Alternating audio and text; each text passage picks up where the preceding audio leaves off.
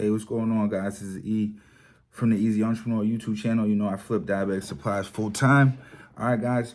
And so this video is kind of answering a question that someone had in the comments. They had asked, what's your average profit per customer? So I kind of did the math. The average profit is looking like between $50 to $80 on average. So how it's gonna look, right? Just to break it down, you're gonna have sellers who get all types of different supplies, right? There's 50 to 100 different diabetic supplies that we buy. All of these sellers are gonna have different types of supplies and different amounts of supplies. You're gonna come across people who have 2 boxes of supplies, but profit spread on that might be, $10 to $30 per box. You might have a seller who has 2 boxes, right? But profit spread might be $100, right? $50 to $100 per box, because that supply, the buyer pays a lot more for that particular supply. You'll have sellers who are going to have 5 to 10 boxes. You'll have sellers who have 20 boxes. So you're going to have different scenarios. Mind you, you're seeing multiple people all day. So all of these different sales that you do with each seller, they all have their own unique situation as far as how much you're going to make off them. It all adds up at the end of the day.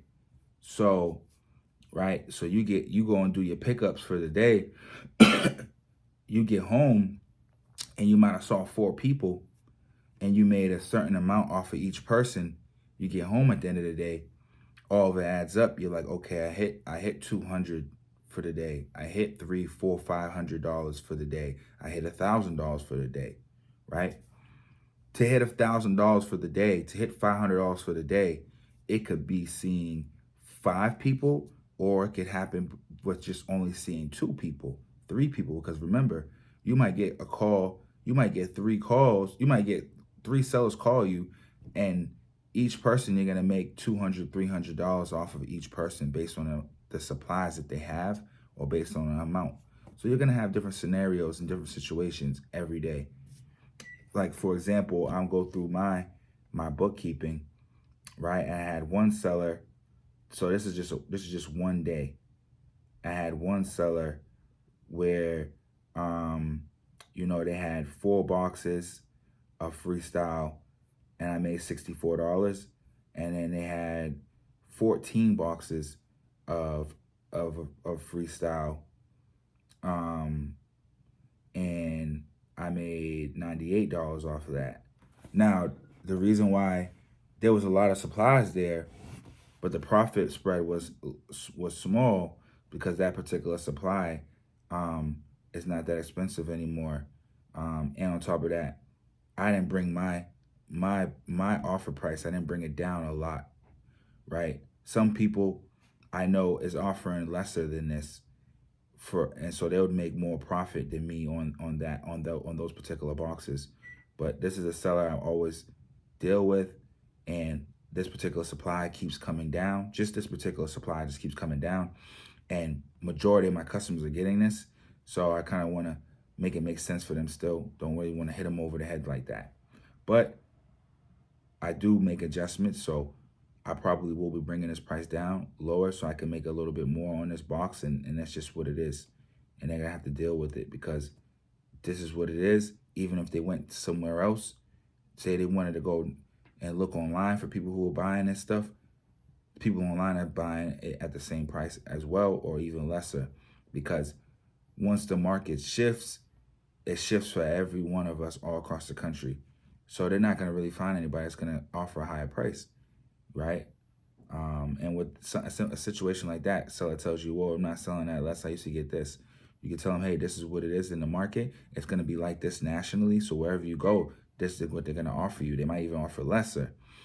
And mind you, these boxes have an expiration date. So you don't want to wait too long trying to look for people to pay more. But I could assure you that no one's going to pay lesser, more than this, because this is what it is nationally. My prices are what what is the going rate nationally. And if they go for it, they go for it. If they don't, that's on them, because they have only so much of a time window to get to sell these things before they make no money. So you have sellers who never come back. You have sellers who do. They'll eventually be like, hey, I'll sell for this price, whatever.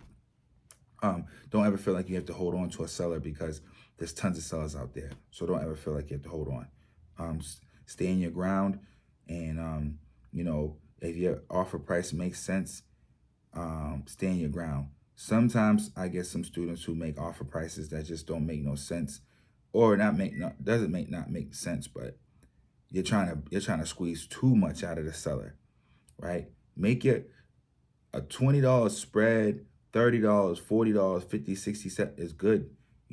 If you was gonna make $150 and then the seller wanted you to come up a little bit more, and now you're only gonna make $100, still do that sale, right? Some people wouldn't do that though, but it wouldn't make sense. Still, it's still good money. But that's that one seller. That was that one day. Then the next day, I made $75 off of. I had one guy. He had two different supplies. I made $75 and then $50 off of the other supply. Then I met someone else that same day. They had two supplies. I made $36 total off of that. Then I had another seller that same day. I made $150 off of him. I had another seller who had 2 boxes that same day. I made $80 off of them. Then I had another seller that day. I made $360 off of them that same day. Then I had another seller that same day. I made $36 off of them. Yep. So you know what I mean? Seen a bunch of sellers that day. Probably did like $400, $500 profit that day. And that was it. You know what I mean? Now, mind you, do you have to go see all these people all on the same day? No, you don't. You could spread them out. You could say, hey, I'll see you tomorrow, this and the third. This is what I do full time. So I'm going to go and see them, right? I'm going to go and see them. And on top of that, they had some supplies I was going to make, $80, $100, $200 off of. So I'm going to go see them. I'm going to make sure I go see them. That's just me, right? But if it was someone I'm only going to make $30 off of or whatever, I'm going to wait to see them the next day. Like I think I talked about the one person that I made $36. Only made $36 off of that one pickup. And actually, no, I didn't make, I made a mistake. So that person had, let's look at this. Oh, yeah. So I made $36 off that person. Now, that person was just someone that was in the area. There was someone, they were literally down the street. So they was on the way on me doing pickup. So I went and stopped and saw the person. But I think I probably put that person off a day or two, right? But I'm doing this full time, so I'm going to see everybody. And if I'm tired, then I'm just like, hey, I'll see you later. But I'm only gonna tell someone I'll see them later if I'm only making $30, $40. They could wait. I'll see them next day. But if anybody I'm making 100 plus, 90, 100, 200 plus, I'm gonna go see them. I'm gonna squeeze it in and go see them, right? Because I'm doing this full time. This is what I do, paying the bills, allow me to live my life, the lifestyle that I want to live. You know what I mean? Live comfortably. So this is what I do. But yeah, I could just keep going on and on about each day, but you pretty much get the idea, right, how this works and what's the profit looking like every day and stuff like that. And you guys want to automate this stuff, and you wanna have people go meet these people. Just remember how much you're making every day, and just know that how much you got to pay that person to go pick that stuff up, right? And so it's going to come out a little bit out your profits and stuff like that. But I do talk to some people who are doing big numbers in the game. Some of them have drivers, some of them don't. Some of them say, hey, this is what I do. I'm going to get this stuff, and this is what I do. And your day's not wrapped up. You got 2 hours to go do all this stuff. 2 hours to go make $300, $400. I'm gonna do that. If I want to make more, and I got more customers to go see, I'll go do that. I'll stay on the road for 3-4 hours and just go and bang and go get everything and make $500, $600, $700, $800, $1,000. Now, if I got more customers to go see, and I made $300, and it's only been 2 hours I've been working, and I'm like, I'm tired, I'm good, or I got stuff to do, I want to go and do something else and just hang out, I'll just tell them people, hey, I'll see you tomorrow, and they'll be fine with that. You know what I'm saying? So you get to build your own schedule, right? You're not going to work to 9 to 5 no more. You're doing all this on your own. So I get on the phone with sellers and stuff students and stuff. Everybody wants to automate and hire someone, this, that, and the third. Like, now, if you got businesses already and you're making good money in your other businesses, go right ahead, jump in this and build all that stuff up. But if you got other businesses and you're not really killing the game like that with those other businesses, I mean, I would jump in this and also hit the ground running and start doing these pickups and stuff myself, right? Because clearly you're not killing it in your other businesses, so you're probably spreading yourself too thin, right? So you're jumping in this, now you got 2-3 other businesses you're running, you're spreading yourself thin. Now, if you had 2-3 other businesses you're running and they're successful, then you could jump in this and put all the automation stuff all together right in the beginning, and then put up that money until you start making money and you're good. But you guys got to come to realize and come to reality that you got to look at your past experiences with businesses and why you're not becoming successful as entrepreneurs and stuff like that, because you're not willing to put the groundwork in. You're not willing to grind for it. And everyone who's successful in business grinds. That's the reality of it. There's no way around it. You got to grind. So you got to get out there and do these different things. And you're doing it for yourself. So look at it like that. You're doing it for yourself. You don't got to go to work no more. You don't got to go do a 9 to 5. You don't got to listen to no one telling you what to do. You can just get up and go on a trip whenever you want to. I get up and go on a trip, and I could schedule a trip right now and just leave. And all my appointments, I tell them I'll see them on Monday, right? I do have some really good appointments today, so I probably wouldn't do that. I probably schedule it after, right? I'll go see everybody and then schedule a trip and bounce after. But you know what I mean? You gotta look at what this allows you to do. And all this automation, and you want to sit back and relax. Even if you got things automated, you still gotta work. You still have to micromanage everything when you automate. I done all that. I had a driver for 8-9 months. I had an assistant who was on the phones 9 to 5. You still have to watch them. The assistant's gonna have questions. Your driver's gonna constantly have questions because he's dealing with your money buying the supplies. So you're gonna have to teach him the business and make sure he understands what he's buying. And if you're already making mistakes even when you buy stuff, because I buy stuff still to this day, and it's kind of hard to vet like what's considered damage, this and the third. You're gonna still have to tell him like, yo, you're unsure, FaceTime me while you're right there with the customer so I can see what you're getting. You know what I mean? So you can't really just be like, oh yeah, go buy this, and if this, you know what I mean, because sometimes some damage is acceptable. So sometimes you don't want to leave money on the table. So you have scenarios like that. So at the end of the day, even if you automate things, you still gotta put in the work. You still gotta put in the work. Whether you're out there driving and getting stuff, or whether you're sitting at home and you're on a computer, or answering phone calls from your employees, you still gotta do the work. And I noticed that all of that stuff falls in the same boat, right? Whether you're doing the physical labor of it, or whether you're in the back end on the phones and managing employees, it's all work. And I noticed that people don't want to do either or, right? If I told you, hey, okay, here's an automated business, manage it. I check in on some of you guys a month later, you done missed calls, you got this excuse why you didn't get on the computer and check your assistant's work. Your assistant's making mistakes because you're managing them. So you're the teacher. So if they're doing bad, you're just not doing a good job teaching them how to do it.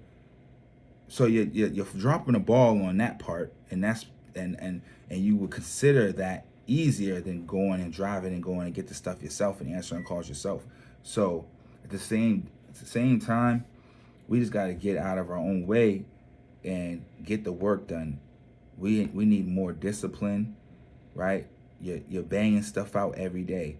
even when you don't want to. That's discipline. When you don't want to do something and you know you need to do it, in the back of your mind, that little voice telling you, you know you need to do this, and you do it, that's discipline. When you don't do it, when you know you got stuff to do and you don't do it, that means you're not disciplined. And a lot of us have that issue. I even have that issue, right? We all set goals and we fall a little short, right?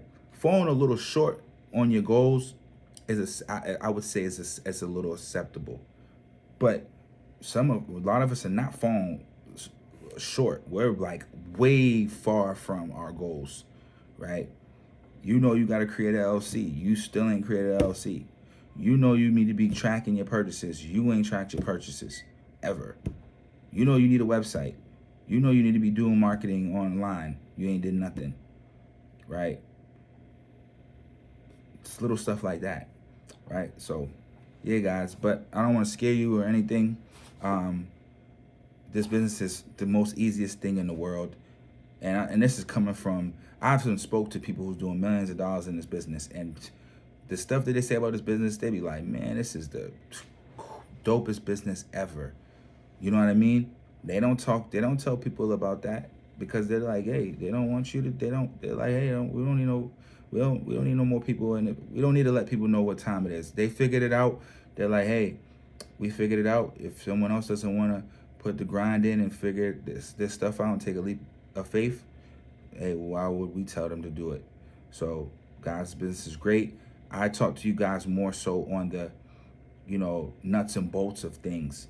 You know what I'm saying? You definitely can make 2,000, 3,000, 4,000, 5,000 every month, not being on point or nothing, not doing any of this bookkeeping and falling short on pickups and all that. You still make a bunch of money in your sleep. Easy. You know what I mean? But I'm speaking to people who are new and speaking to people who are in the business as well. So my content can come off a little like, man, a little serious. You know what I mean? But I don't want to scare you. There's a lot of people, everybody's making money in this business. But I like to try to help people get to the next level as well and look at things realistically. Because if you're new and you talk to me, you tell me you want to make $10,000 a month, that's your goal. This is how you do it, right? All right, guys, so like the video, subscribe to the channel. I have a CRM that I'm using. Check the link below. Book a call with me. We could talk about the CRM as well. So whether you're getting in the course or whether you want to jump in on the CRM, book a call and stuff like that. All right, guys, peace.